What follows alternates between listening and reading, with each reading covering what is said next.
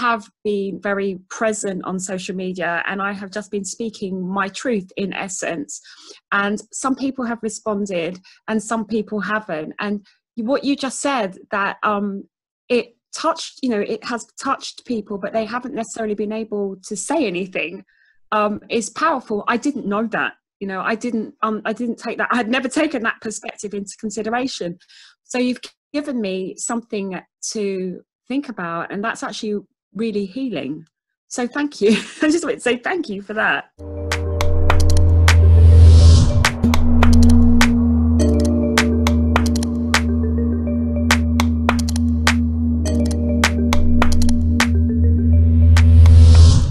So thank you for the invitation to come on this evening to have this beautiful conversation with you. I deeply appreciate it.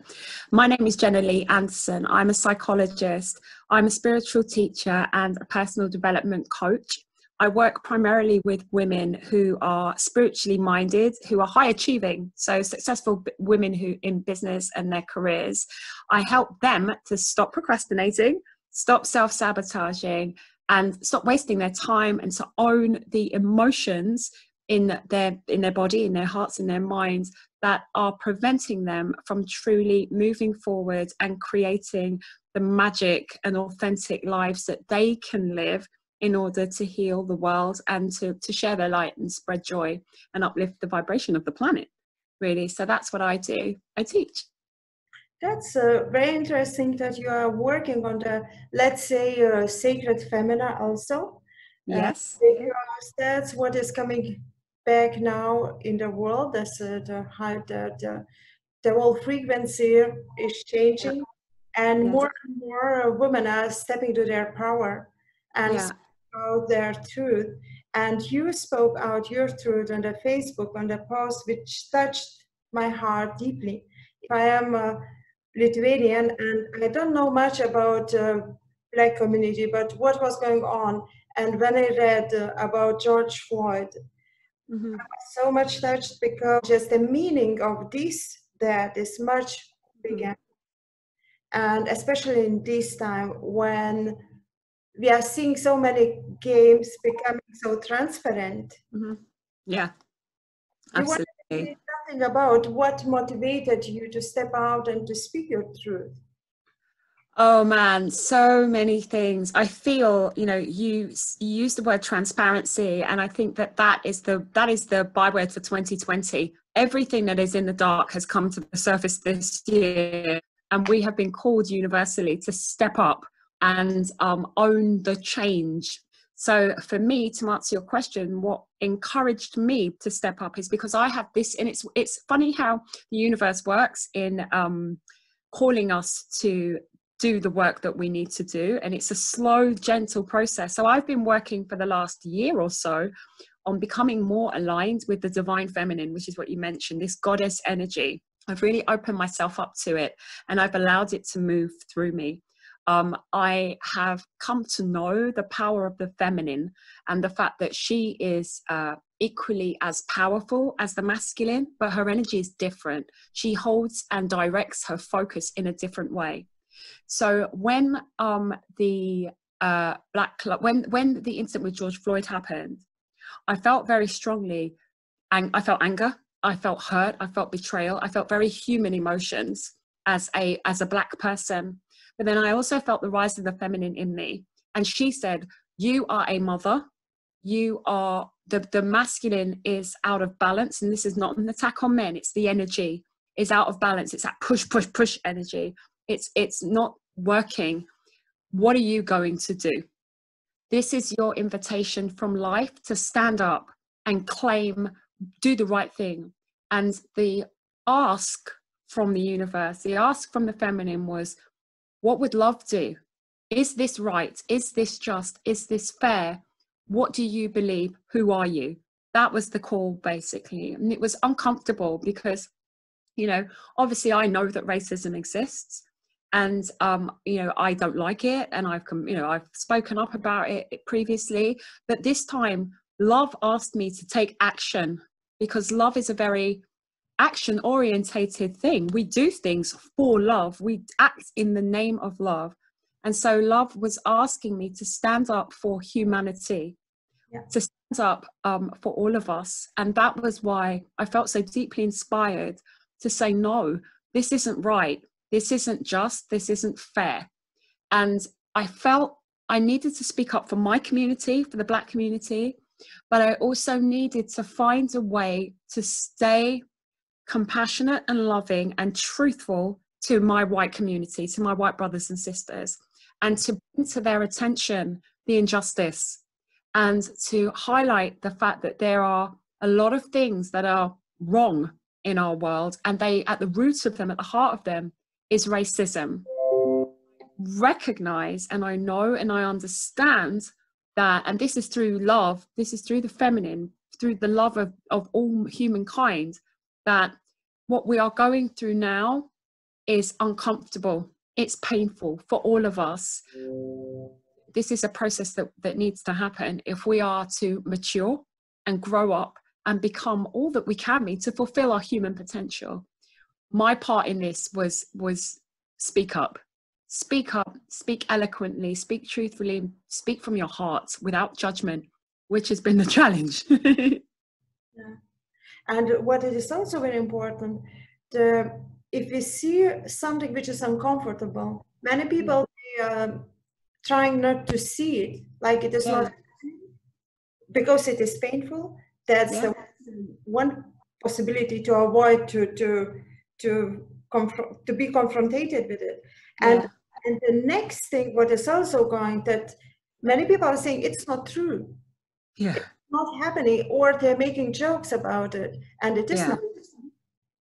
The minimum what participants should say, sorry, I'm with you, I support you.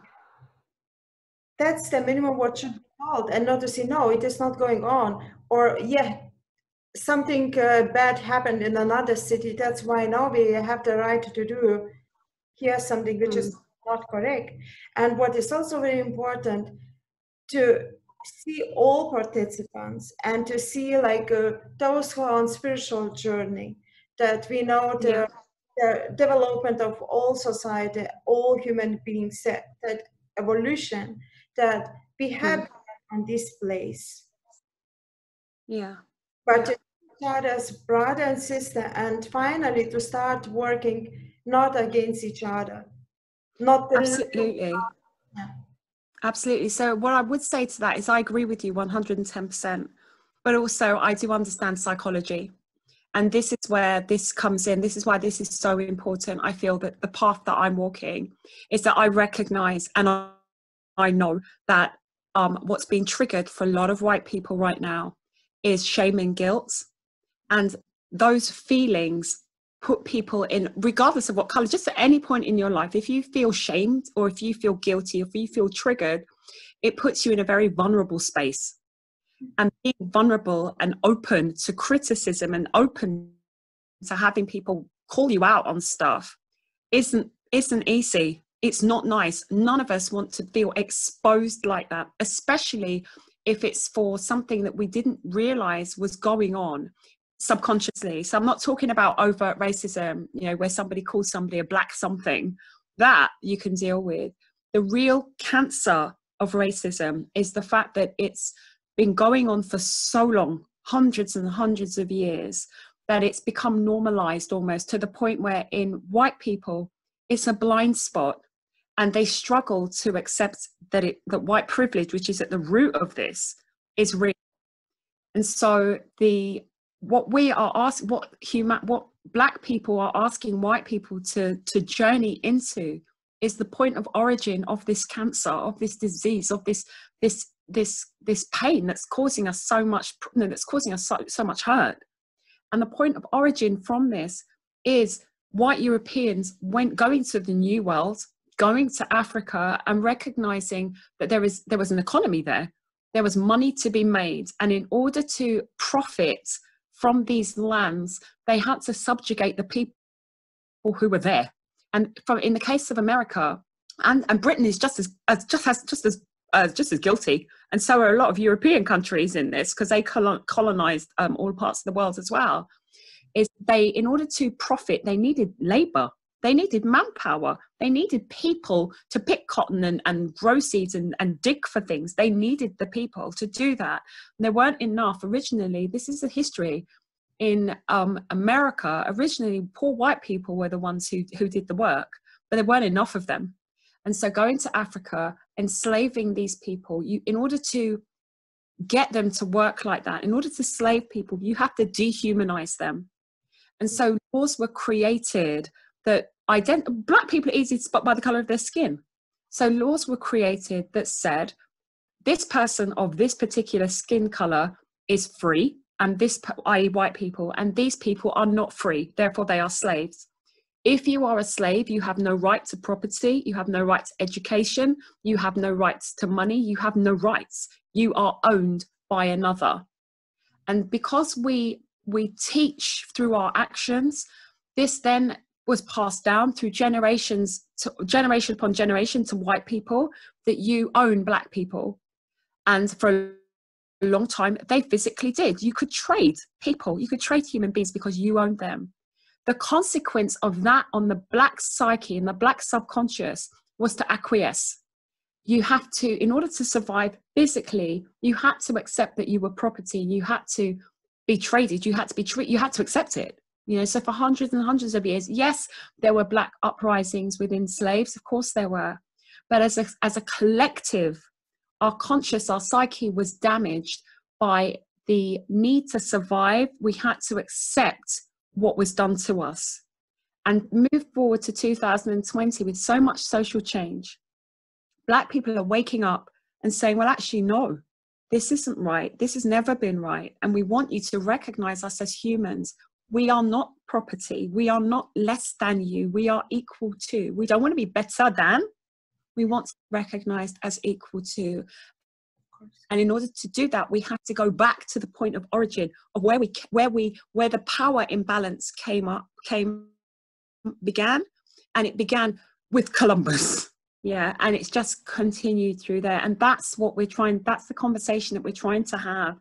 We're trying to open up, and that we're trying to have in order to move this forward. Of course, actually, there is no conversation needed. It is obvious. It's like, you know, like I don't know who can be against it, and I don't know how it looked like in the Middle Ages, how it looked in the beginning of 19 or on the end of 19th century. But nowadays, if somebody is still able to see it, I don't know how much this person has to be weak. Yeah. And how many another complex or, like, you know, defects or what he must have been living in his childhood. Yeah, yeah. Opportunity, and in the beginning of the 21st century, to say I am better because of something. Yeah. And this is again, for me, we have to talk about spirituality, because if we are getting out from the pattern which is given in the religion, and start simple talking about spirituality, about moral, which everybody of us, we have in our hearts, but just without any written rules, we know what is correct and what is not. Yeah. You'd like to believe that, wouldn't you? We'd like to believe that. We'd like to think that that's true.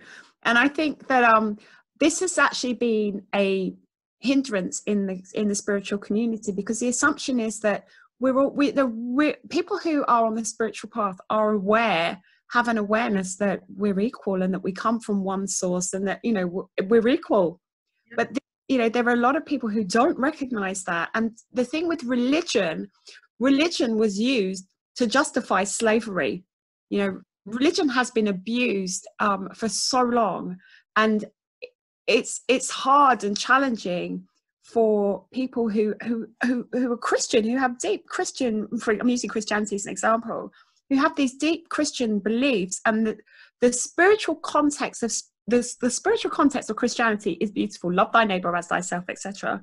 But religion was used to justify slavery and racism. You know, so there's a real tangled mess in there with regards to spiritual belief and where that fits in racism. And there has to be an awakening in the spiritual community now that saying that we're all one love, we're all from the same source. Yes, that's true, but it's not enough. We have to be proactive in walking the truth. It's not enough to sit there in the lotus position praying and meditating and wishing the world was better. The universe requires that we take action. We live in a physical reality, and that means taking physical action, even if it's hosting a show like you're doing now and having this conversation. You know, that we can't claim to be spiritual beings and not use our spiritualness in the physical world. Definitely. I agree with you, because as I got for myself answer, all of us, we are here to make our journey, and not everybody is on the same stage of development, evolution. So we have to acknowledge that somebody is on not that level. Yeah. And we have to have love for them. We have to be compassionate for everybody, all sentient beings, wherever they are on their path. And that's the challenge. That can be quite challenging, you know, when you're like, why don't you understand? That can be quite challenging, but that's the growth for us as an individual soul. That's our part. What another thing I see happening, it is merging, because what I feel like spirituality was taken away from business.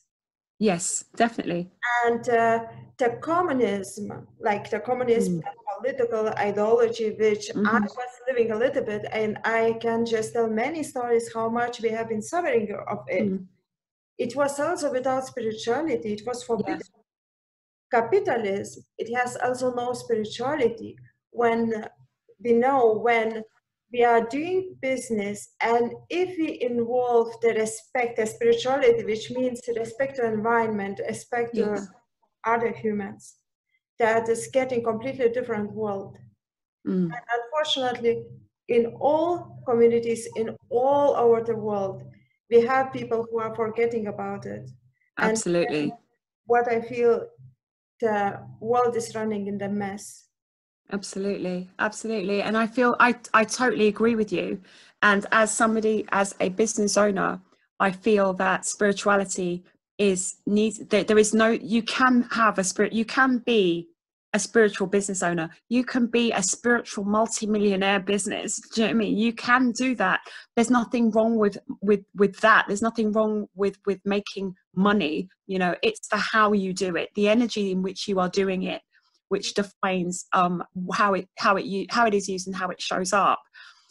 There are a lot of people out there who are spiritual and who are business owners and who are wealthy and who do great things, but there are a lot of psychopaths out there who have taken on, who have the mental attitude that greed is good.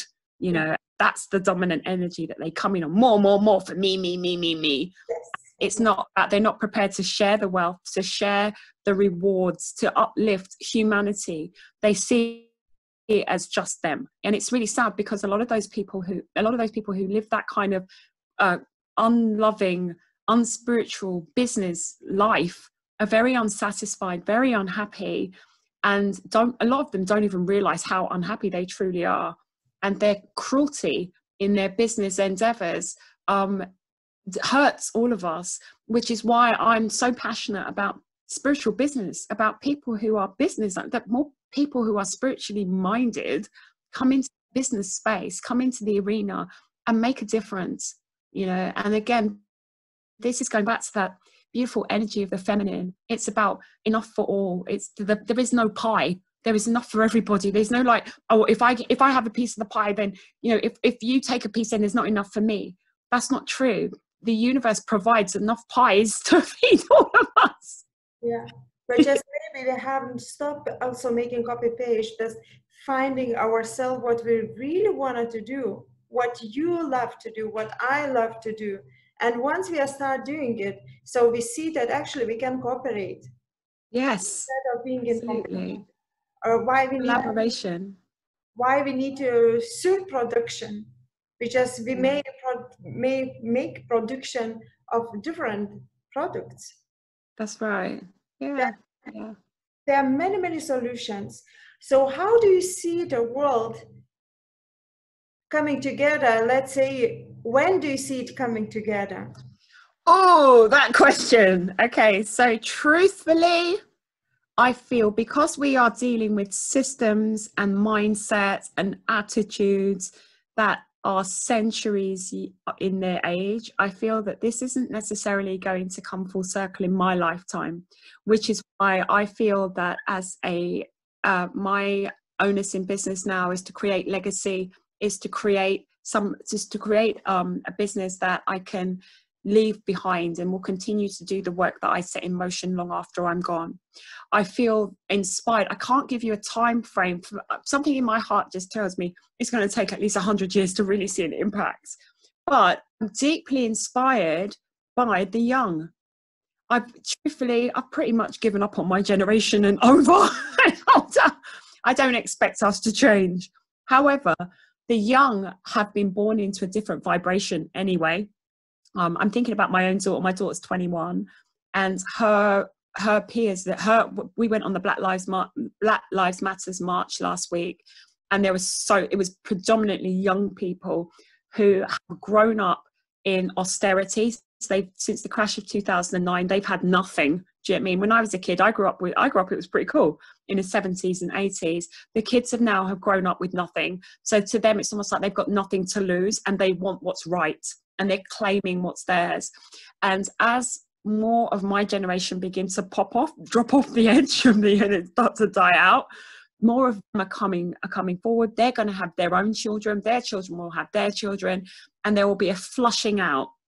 Obviously, it's going to take time, but that's what I feel is going to happen moving forward. That's what I see, is that it's going to take a couple of generations, but that critical mass, that pivotal number of people who tip the balance are coming. And my work is to pave the way, is to clear the path for them, to provide the resources, so to create a business that has enough finance in it, has enough money, has enough economic power to it, that I can fund and finance education and whatever it is that the younger generation needs in order to create the world that they are demanding. Because their world, it's not mine. The world belongs to my grandchildren who aren't born yet. Yes. It's those people that we owe it to do the right thing. Thank you so much for our conversation. What I would like to say on the end, because we had to start recording again, that I'm really sorry what is going on, what happened in the past between the community. Thank you. And I have to express my gratitude for that you are seeing from the higher perspective and you are trying to put a world together which is falling apart. It is like, in the history, we had many examples where one racism became another racism. We don't need this game anymore. No. We just need peace and love everywhere. Absolutely. And the universe is supporting us. There are 7 billion of us. And the truth is, in our core, none of us want to be in pain. None of us, it's not our nature. We come from a source energy that loves and cares and doesn't see race, doesn't see and just doesn't see these things, and is inviting us to come back to ourselves, because somewhere along the line we lost our way, and that's the call from the universe. And I think it's exciting. These are exciting times, challenging, but this is where we grow, because I'm a better person today than I was 2 weeks ago. I'm more authentic, more truthful, more clear. In my heart and my mind. It's uncomfortable for me to grow into this new version of myself. I'm sure it's uncomfortable for everybody who's on this path as well. But it's good. It's good. All is well, truly. Thank you so much. Brilliant. And all the best, of course, for your work. And I hope people who are struggling, they will find the easier way to you, and you will get also, more clients, and also more bright future for your kids. Absolutely. So, come and say hi. I'm doing a lot of work on Facebook at the moment because I feel like I need to restructure myself. I don't know exactly how I want to show up next, but I do know that I want to continue to love and support people and coach, which is what I do. So, I'm happy to have these conversations and to engage with people. Primarily on Facebook is the best place to have these because it's an open flat platform which people can share from, and then we can just take it from there. How people can find you? Jenna-Lee Anderson on Facebook is probably the easiest way to connect with me. And then I have a group, the Success Goddesses, which is on Facebook as well, where I do a lot of my female focused work, a lot of coaching, a lot of lives, a lot of events, a lot of things happen in that group, the Success Goddesses. Thank you so much again, and all the best. Thank you.